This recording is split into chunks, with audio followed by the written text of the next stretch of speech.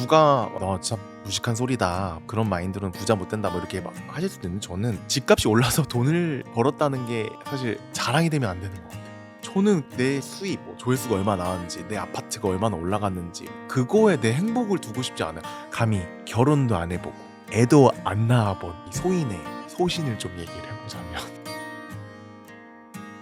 안녕하세요. 삶에서 마주하는 다양한 문제들에 답해보는 시간 드로앤드류의 자립공부 시작하겠습니다. 에피소드 0에서 자립이 필요한 이유에 대해서 얘기를 해봤는데 오늘은 본격적으로 하나의 소재를 가지고 이야기해보려고 해요. 왜 소재를 미리 안 알려주시는 거예요? 그래야 재밌으니까요. 앞으로도 계속 그럴 거니까 준비하려고 하지 마요. 제이영씨. 오늘 얘기해볼 주제는 제가 지난주에 한국의 미래가 없는 이유라는 영상을 봤어요. 태극기 녹아내리는 썸네일에 이게 독일에 있는 유튜브 채널에서 만든 영상인데 그게 1년 전에 올라온 영상이었는데 지금 다시 화제가 되고 있더라고요. 원래 영상이 있고 그게 이제 한국어로 번역돼가지고 글로벌 채널에 다시 나와가지고 그게 또 최근에 뉴스들에서 또 이제 보도가 되면서 큰 이슈가 됐어요. 조회수가 엄청 많이 나왔더라고요. 댓글도 엄청 많이 달리고 뜨거운 감자가 된 게 최근에 또 테슬라의 일론 머스크 도 그렇고 투자계의 아주 전설 같은 짐 로저스라는 분이 계세요. 그분도 같은 얘기를 하시는 거예요. 그러니까 한국에 미래가 없다. 한국은 이제 망해간다. 무섭고 센 워딩의 얘기들과 뉴스와 영상들, 컨텐츠들이 이제 나오는 걸 보면서 저도 그거를 차분히 봤거든요. 보영 PD가 보고 어땠어요? 그 사람들이 권위가 있긴 하지만 외국 사람들이 우리나라에 대해서 그렇게 얘기를 하니까 별로 믿고 싶진 않았고요. 근데 이제 한편으로는 어떡하지? 어떻게 준비해야 되지? 저도 그거를 보면서 처음에는 비둘이 뭔데? 그런 거 있잖아. 가족 같은 거야. 뭐 우리가 가족 험담을 할 수 있지만 우리 형이 뭐 동생이 막 짜증나 이러면서 해도 얘가 걔 왜 그런데 이러면 나는 욕해도 너는 욕하면 안 돼. 약간 이런 거 있잖아. 다른 나라 사람들이 난리야. 이런 마음을 사실 갖고 영상을 봤는데 영상을 반박하기가 좀 어렵더라고요. 잘 만들었어 영상을. 그리고 나보다 한국을 더 잘 알고 있다 이런 느낌도 들기도 하고 그들이 발언을 하는 근거들이 다 있을 거 아니에요. 저는 그것보다 더 충격적이었던 거는 댓글 반응이었던 것 같아요. 그 영상 자체가 이제 한국의 미래가 없는 이유 그 근거로 저출산 문제에 대해서 얘기를 했고 그 저출산의 배경들에 대해서 설명을 쭉 하는데 저는 그래도 댓글 이제 반응들에서 그래도 이렇게 할 수 있다. 우리의 뭐 이런 장점도 있다. 그래도 좀 긍정적인 미래를 바라보는 얘기도 좀 있었으면 좋겠다고 싶었는데 굉장히 부정적이더라고요. 이 말에 동의를 하면서 어디에 많이 포커스가 돼 있었냐면은 정부 정책이랑 기득권을 향한 분노가 댓글에 되게 많더라고요. 그래서 실제로 댓글 반응을 보니 진짜 망하겠다라는 그런 댓글도 있었고 근데 사실 틀린 말이 없더라고요. 저출산의 이유로 뽑힌 게 경제적 부담이 제일 크더라고요. 댓글 반응에서도 너무 높이 오른 집값, 뭐 사교육비, 그리고 장기간 노동문화 이런 것들이 제일 많았어요. 여기서도 저는 자립을 떠올리게 되더라고요. 정부 정책에 대한 비판, 기득권층의 비판 이런 것도 저는 충분히 공감하고 필요하다고 생각을 하는데 그 이전에 개인으로서의 변화할 수 있는 방향도 있지 않을까. 이게 삶이라는 게 계속 내 환경 탓, 상황 탓, 나 아닌 외의 것들의 탓을 하다 보면 정말 끝이 없거든요. 그러면 사실 아무 발전도 없을 거고 긍정적인 미래는 없다고 생각을 해요. 우리 집은 가난하니까. 나는 좋은 학벌이 아니니까.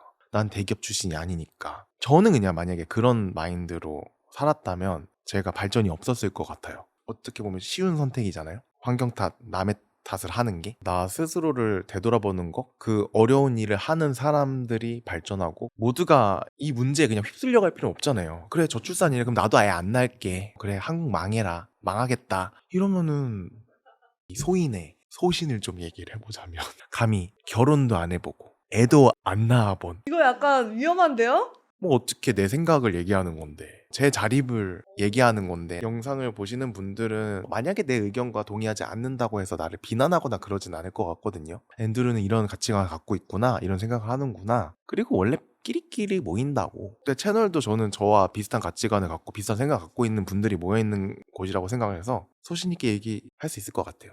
그래서 우선 첫 번째가 그 집값이 너무 올라서에 대한 얘기가 진짜 집값 미쳤잖아요. 봉피디 여기 지금 앞에 찍고 있는 거 그거 얼마인지 알아요?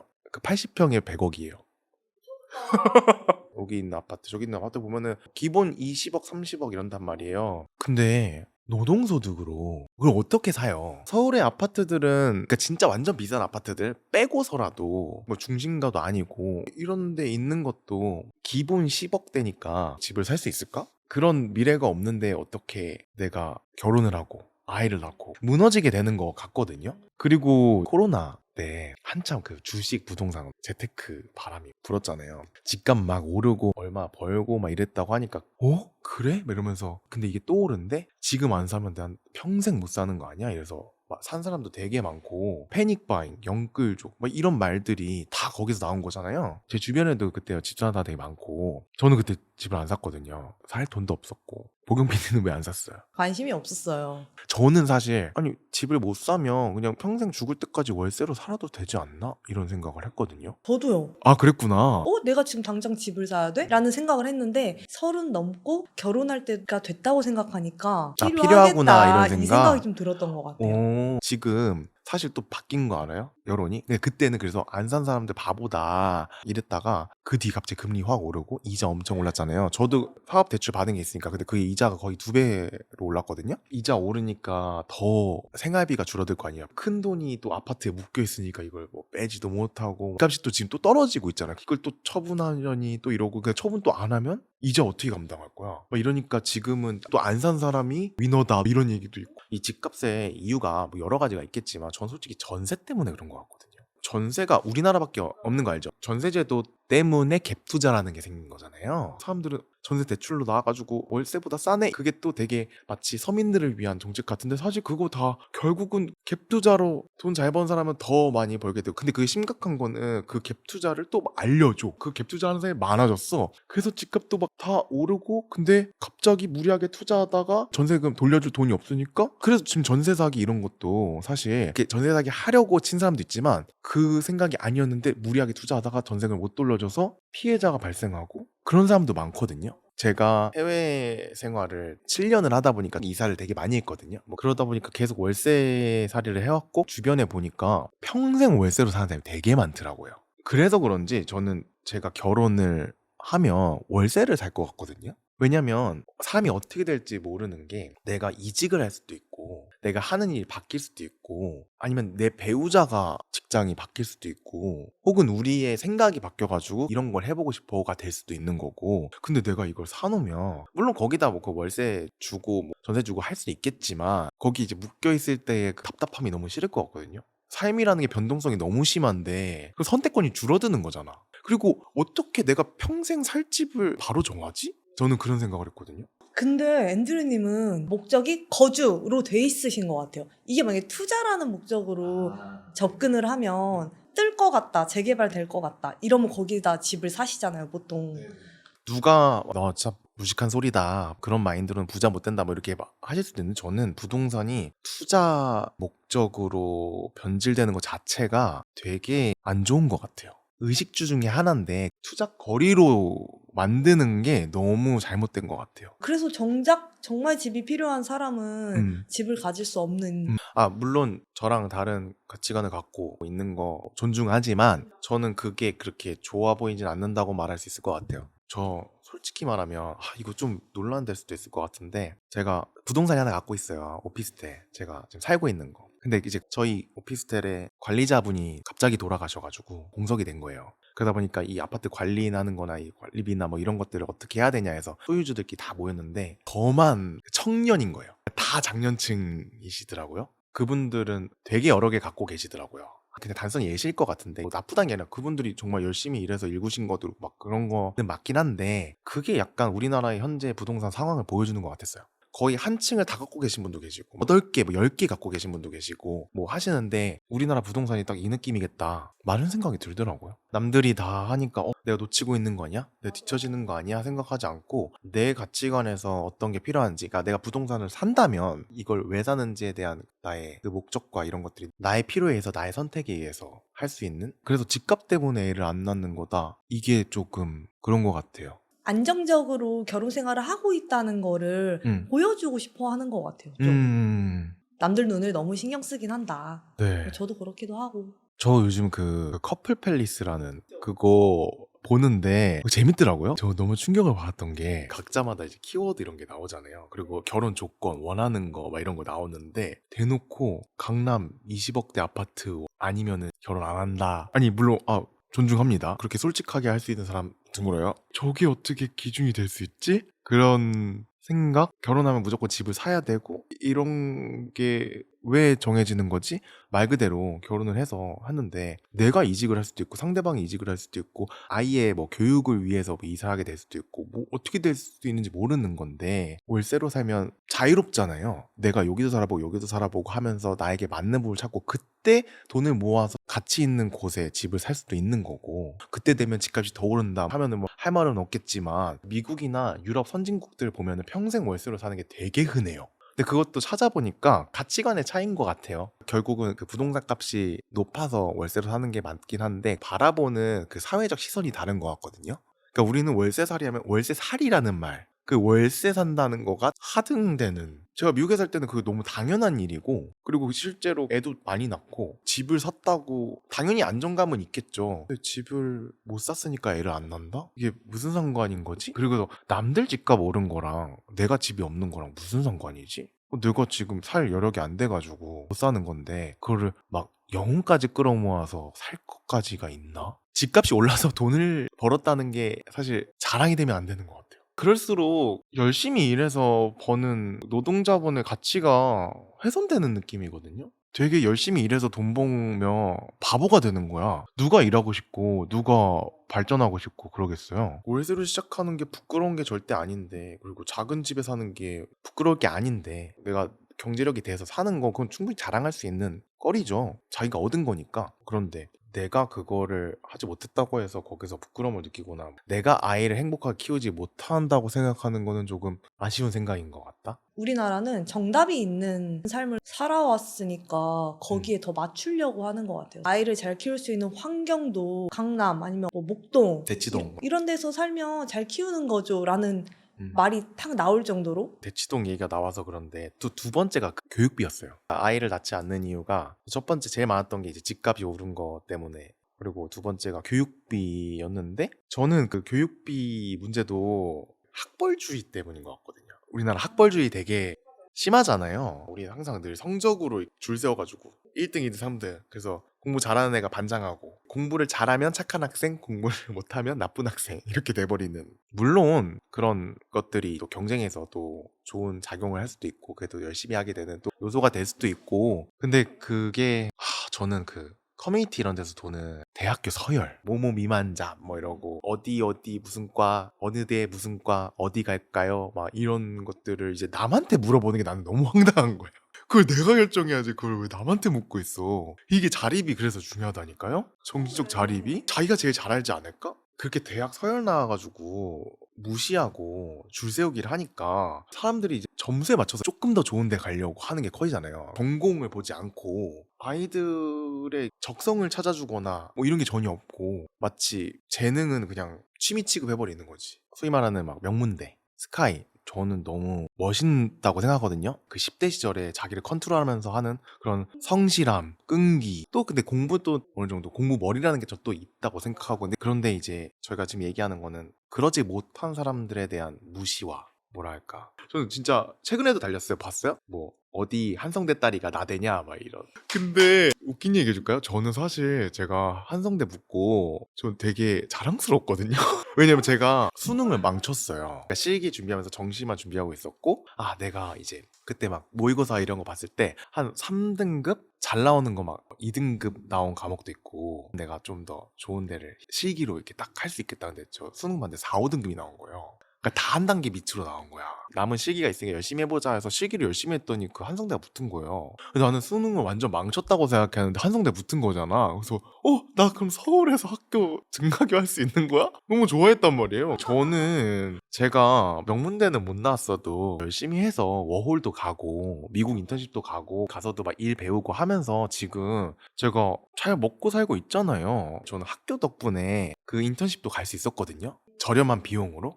뭐 남들이 알아주는 학교는 아니지만 저희 그거 있었어요. 1년에 얼마 정도를 쓸 수 있는 돈을 지원받을 수 있어요. 예를 들면 뭐 내가 토익 시험을 보거나 토익 학원을 다니거나 그 학원 다닐 때 교재를 사거나 이제 내가 자기 개발을 하는 비용을 1년에 꽤 많이 줬단 말이에요. 저는 그걸로 공짜로 영어 학원 다니고 인턴십 가는데 미리 영어 공부도 준비할 수 있었고 나에게 많은 혜택을 주고 그래서 되게 고마운 학교인데 내가 지금 내 밥벌이도 하고 그리고 저는 지금 30대 되고부터 지금까지 계속 부모님의 생활비를 대고 있거든요. 너무 칭찬해줘야 되는 거 아니야? 그래서 대견하게 생각하고 있는데 저는 근데 생각해보니까 앤드류님 같으신 분들이 누가 알아주는 학벌이 아니어도 내가 잘하는 거를 저렇게 발전시켜서 하면 되겠구나? 맞아요. 희망 같아요, 좀. 아, 희망의 아이콘인가요?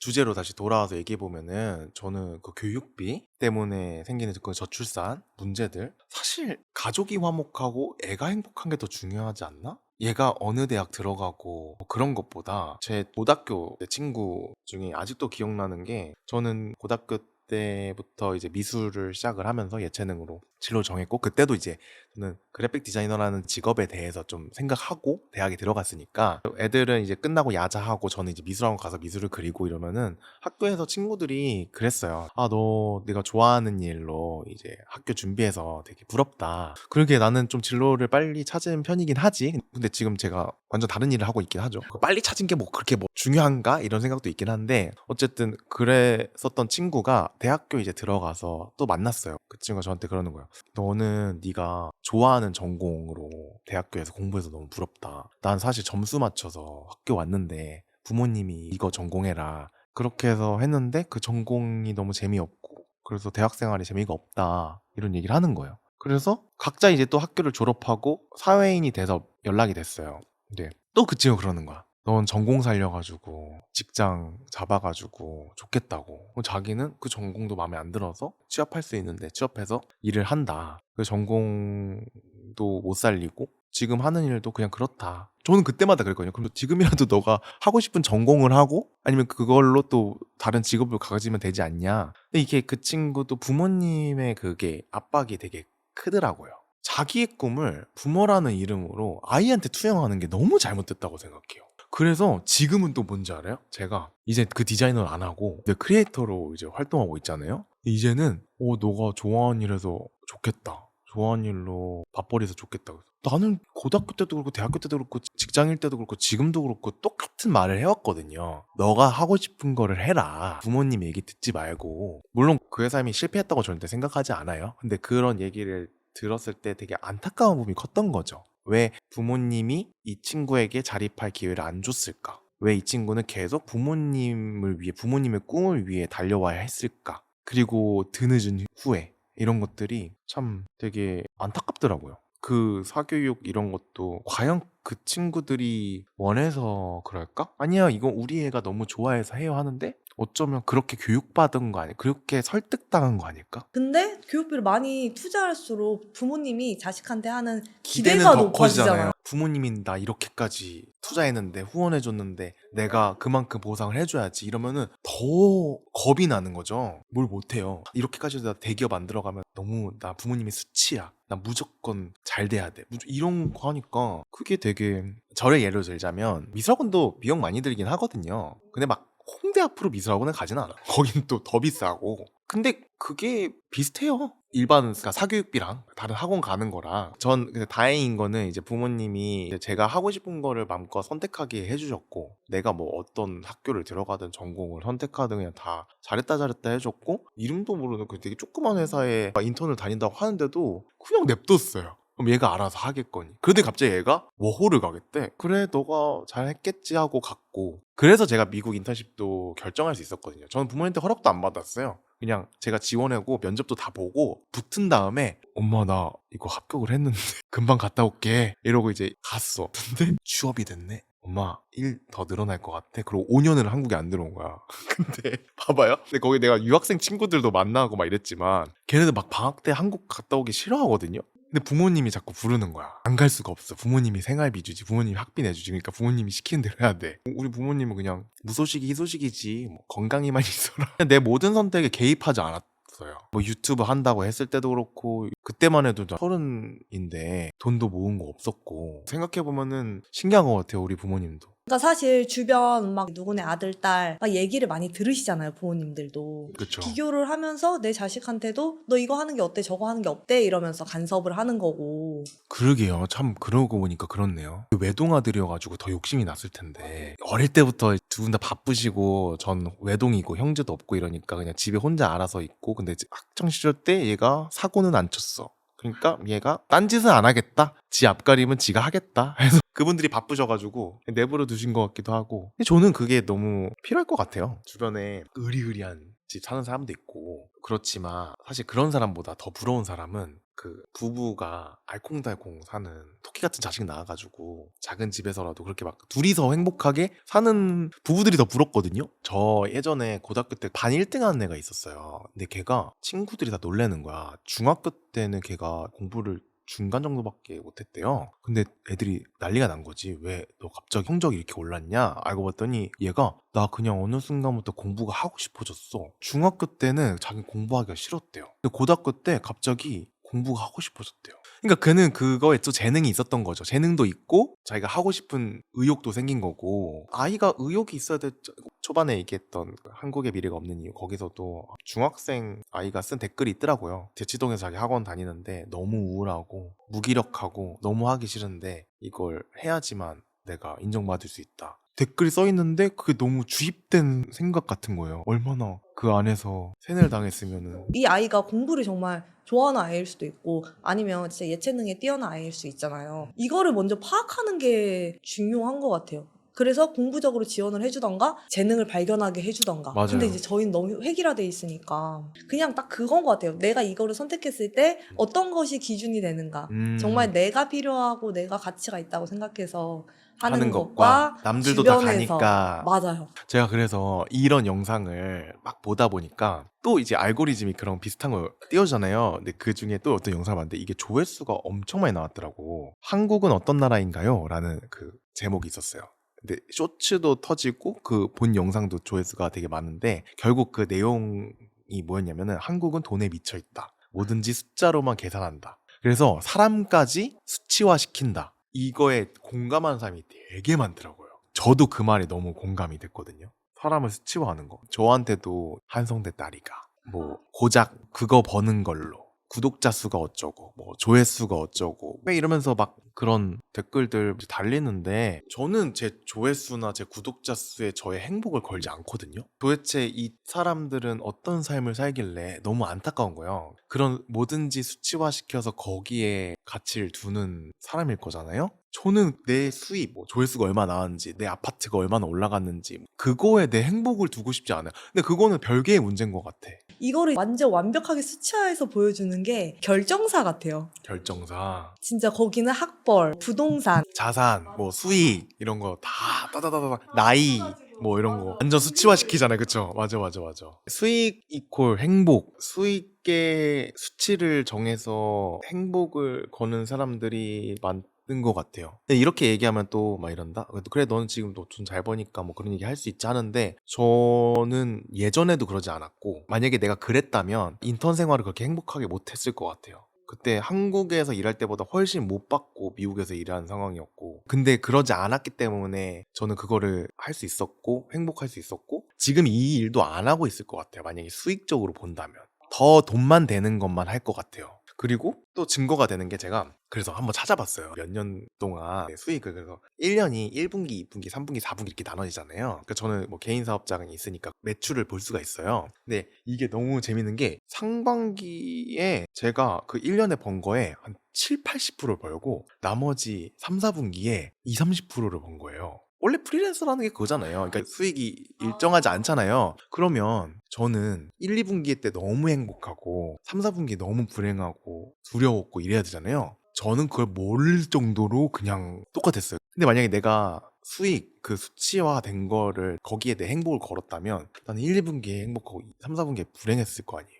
근데 저는 이걸 모를 정도였다니까요. 내 삶은 그냥 흘러갔어. 거기서도 힘든 일이 있었을 거고 행복한 일이 있었을 거고 뭐 좋은 일이 있었을 거고 나쁜 일이 있었을 거잖아요. 그리고 저는 그것도 몰라요. 그 조회수가 언제가 잘 나오고 그거 다 기억 못해. 당연히 그건 기분 좋고 그런 일이죠. 뭐 뭔가 보상도 되고 힘도 나고 동기부여되고 당연히 그렇지. 근데 난 그거에 행복을 걸고 싶진 않아요. 그건 내 일의 별개인 부분인 거고 거기서 안 나오면 내가 해야 될 부분이 있을 거고 거기서 노력해야 될 부분이 있겠지만 그것 때문에 내가 무너지고 약해지고 이러는 거는 벗어나야 되는 것 같아요. 이거 되게 맨날 말하면서 막 맨날 욕먹지만 돈보다 중요한 가치가 있다고 믿는 사람이어가지고 돈이 그 가치관의 1순위가 되는 거는 경계해야 되는 거라고 생각하고 그렇게 좋아 보이지 않아요. 한국이랑 그 프랑스 중산층 기준 그것도 되게 이슈였잖아요. 근데 그것도 사실은 다 한국은 돈에 미쳐있고 돈을 수치화시키고 말 그대로 돈돈돈 거리는 사회라는 걸 단편적으로 보여주거든요. 한국 중산층은 30평대 뭐 빚 없는 뭐 자가 소유, 월 수입 500 이상, 뭐 중형차 뭐 3천씩 이상 다 돈이야. 예금 잔고 1억, 해외여행 1년에 한 번 이상 다 돈이야. 그 모든 지표들이. 근데 프랑스 기준은 뭐 외국어를 하나 이상 할 줄 알아야 된다. 나만 할 수 있는 요리 뭐 있다. 뭐 악기를 다룰 수 있다거나 뭐 봉사활동을 한다. 막 이런 거잖아. 그러니까 무조건 그게 좋다는 아니거든요. 근데 우리나라가 돈돈돈 거리는 사회는 확실히 맞고 그 사람을 수치화시켜서 그 점수 매겨서 그렇게 하는 게 우리나라를 망치고 있고 그래서 결론적으로 단순히 그 정부 정책이나 뭐 기득권층에 대한 비판을 할 수 있겠지만 그거 하기 이전에 나 스스로를 되돌아보고 나의 자립은 혹시 부족하지 않았나? 내 인식을 먼저 개선하고 내 행동을 먼저 바꾸고 나서 변화가 필요하지 않을까? 라는 게 제 결론입니다. 내가 이거를 애를 낳고 얘기했으면 참 좋았을 텐데 애도 안 낳고 내가 뭘 한다고 그래서 저희 부모님 예시를 든 거잖아요. 그 자립이 되어 있는 부모가 아이를 키워야 그 아이도 그렇게 건강하게 자라는 것 같아요. 정신적으로. 맞아요, 맞아요. 그 저출산에 대해서 집값이 너무 올라서 그런다, 사교육비가 너무 부담된다. 사실 이거에 반증하는 것도 경제적 자립이 안 됐다는 거거든요. 근데 저는 그렇게 생각해요. 만약에 그렇다면 내가 이거를 내려놓고 다른 라이프 스타일을 선택하는 게 올바른 방법이라고 생각하거든요. 그럼 어떻게 해요? 여기서 돈을 더 벌어요? 그래서 집을 살 수 있을 정도의 돈, 애들 사교육을 마음껏 할 수 있을 때 돈을 벌어야 자립인가요? 그것도 자립이 될 수 있겠지만 저는 그거에 맞춰서 아이를 키우고 그거에 맞춰서 결혼 생활을 하고 이것도 경제적 자립이라고 생각을 해서 그게 더 현실적이고 내 삶을 더 빠르게 행복하게 만드는 방법이지 않을까? 왜냐면은 되지도 안 될지도 모르겠지만 그때까지 가는 길은 그냥 계속 불행의 길인 거잖아요. 근데 내가 인식만 바꾸면 지금 당장부터 행복해질 수 있잖아. 그냥 저의 개인적인 경험과 생각이었다는 거 다시 한번 말씀드리면서 오늘 자립 공부 여기서 마치도록 하겠습니다. 안녕.